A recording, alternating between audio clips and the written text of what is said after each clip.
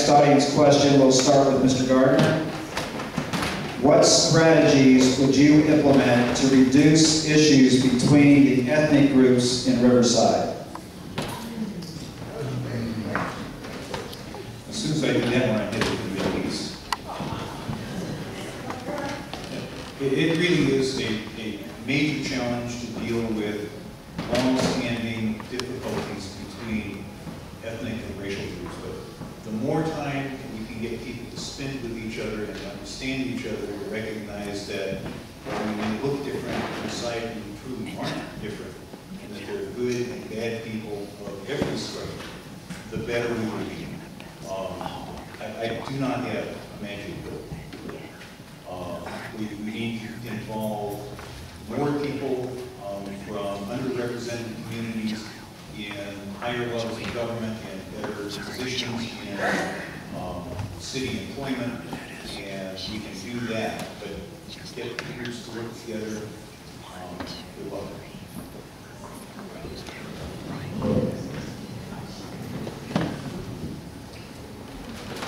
When I interviewed for a charter committee, the question first asked was me is, Pete, what do you want to do? My response to council there was to help you folks.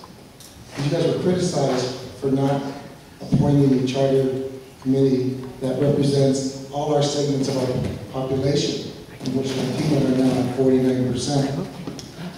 As an employer, my employees are as diverse as you can get. I realized that over the years, thousands of people and funds have been thrown at trying to help people get along, and it's not happening. I don't have an answer, folks. However, I think what those folks that we're talking about, they need leaders that look like them. They're not used to that, especially in Riverside.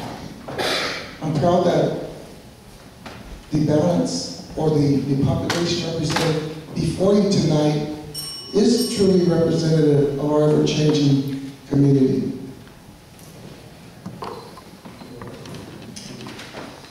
When I was on the Charter Commission, again, the last iteration, we decided to ensure that our boards and commissions reflected our city, at least geographically. I think that that's one way that we can have representation, better representation to reflect the rest of the city, and that includes ethnicities, neighborhoods that are in all the wards. And so that's one way to do that, is to make sure that we have representation in our city leadership positions. And obviously, as a teacher in high school, I see this every day, and so spending more time with our youth, making sure that they are connecting with each other, so the future generations don't have these issues. And as a mayor, I would spend a lot of my time having kids in the schools, out in all of the neighborhoods and all the schools, and leading by example and developing those relationships. My daughter is in a dual immersion program at Castleview. I think that those are programs. By the 6th grade, she'll be bicultural, biliterate, bilingual. And I think that RUSD and Alvor have ways to connect with students and assist us and partner with us in this regard.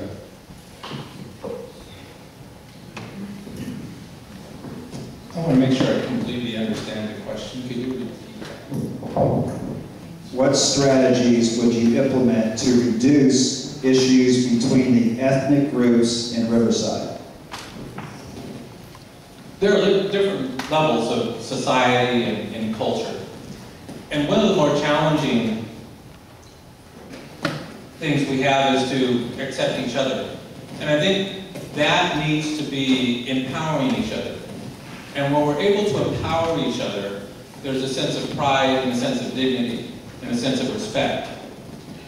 When we talk about differences, obviously our prisons are filled with all kinds of nationalities, but outside of that, you and I, it really is about empowerment and how we can help each other and work with each other. One of the challenges that we face, and I think we really need to be at least I need to be very much in the forefront of this, is that when we talk about upper level positions, and we look at the city council, or we look at the board of supervisors, or we look at our elected officials, that empowerment somehow has been lost And we've not had the opportunity or had the capability or the strength to change that.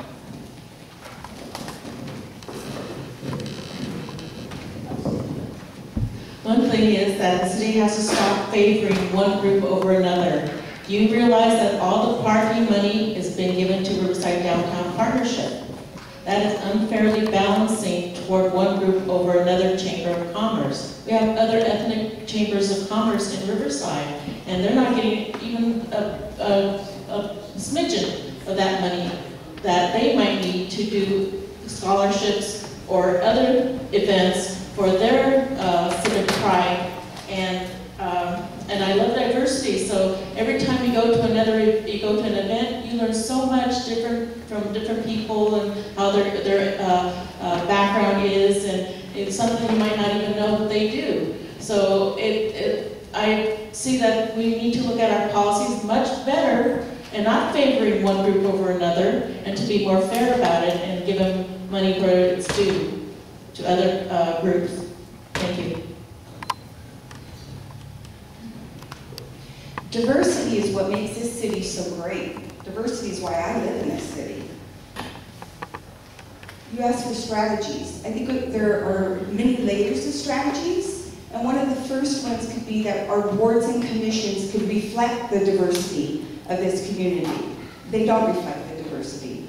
Our city council could reflect the diversity of this community. I heard something here tonight that I was really, it just upset me.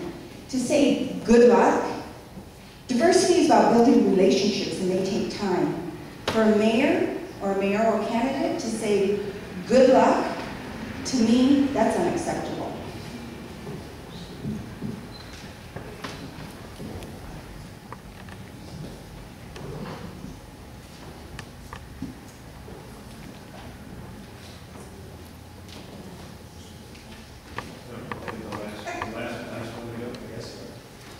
You know, as the city is diverse as Riverside, division and exclusion are just not acceptable. I don't know what the answer is. I've never lived with the friction in the ethnic groups. I've never lived it myself. You read about it in the paper. And so you have to explore basically what it is. Try to understand what the issue is, and I tried to do that. In fact, I called up Valley Tortoise, and I said, you know, there's a lot of friction in the east side, where is that at? And I took the opportunity to walk the east side and go knock on the doors to try to understand what the issues were. And all in all, it seemed like a pretty good place, dealing with the electeds. But when you went over and talked to somebody in the back of the pickup truck, there was a couple of guys there, and you could see the hatred that they had. They shared that with me. And I think there's a culture out there that needs to be worked on. And I think the culture needs to, these parents act as a role models for their kids out there. And it's a negative role model. So I think you need to start with the youth groups and work. But to change the culture is